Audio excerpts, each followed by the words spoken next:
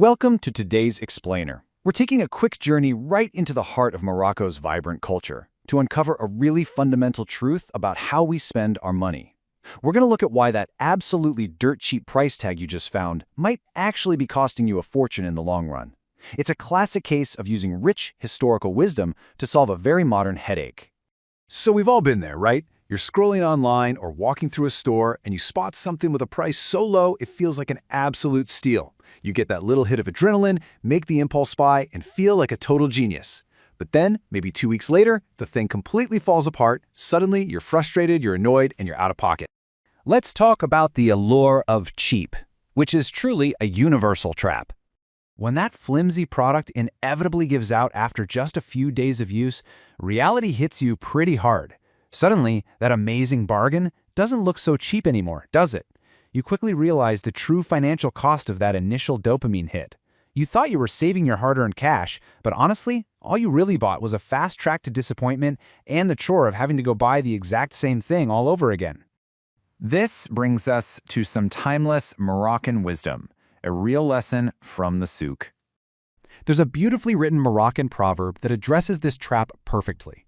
Using a really clever bit of cultural humor, it teaches us a highly practical, no-nonsense lesson about avoiding cheap junk.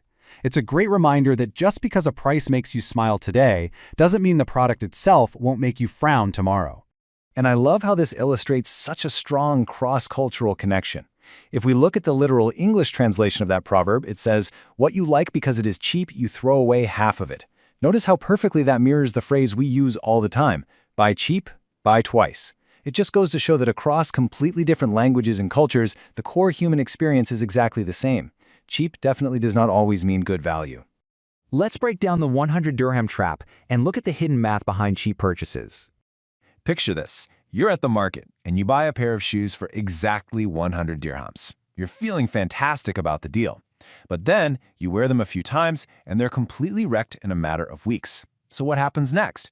Well, you have to go buy another pair, and then probably another one after that. You get locked into this frustrating cycle of constantly replacing low-quality stuff, and you ultimately end up spending way more money than if you had just bought one solid, high-quality pair right from the jump. And as our source material points out, this trap extends way beyond just your footwear. You can make this exact same expensive mistake with clothes, phones, furniture, tools, even big household appliances. Pretty much anything you buy carries the risk of this trap, where sacrificing quality just to get a lower initial price leads directly to a much higher long-term expense. So you have to talk about price versus true value, which is the critical nuance here. Now, I want to establish a really important distinction right now. To be absolutely clear, this Moroccan wisdom is not telling us to just go out and blindly buy the most expensive item on the shelf. Not at all. That is a completely different financial trap, and we definitely want to avoid that one too. Because, let's be real, a high price tag does not automatically guarantee high quality. A brand can slap a premium price on an item, but that doesn't magically make it durable. And by the exact same logic, a rock-bottom low price doesn't automatically mean you're getting a true bargain. Price alone is just a number. It is nowhere near enough information to make a smart buying decision. Instead of getting totally fixated on the price tag, we need to completely shift our mindset. We should be interrogating every purchase by asking ourselves, what am I actually getting for my money? You really have to look at the utility, the expected lifespan, and the reliability of the item in exchange for your hard-earned cash. And when you start asking that question, the core lesson here becomes super obvious. Sometimes, consciously investing just a little bit more upfront for something that's truly durable and reliable will save you a massive amount of money in the long run. You're basically paying a small premium upfront to completely avoid the frustration, the hassle, and the ongoing replacement costs that always come with cheap items. Let's turn this into action. Here is how to shop smarter, not cheaper, using an everyday checklist. Next time an incredibly cheap price catches your eye and you get that urge to rush to the checkout, I want you to pause. Just take a breath and ask yourself these 4 simple questions. 1. Will it actually last? 2. Is the quality genuinely good? 3. Do I really need this? And 4. Will I just have to replace it soon anyway? Running through this quick mental checklist takes literally 5 seconds, but it's going to help you make a much smarter, more economical choice every single time.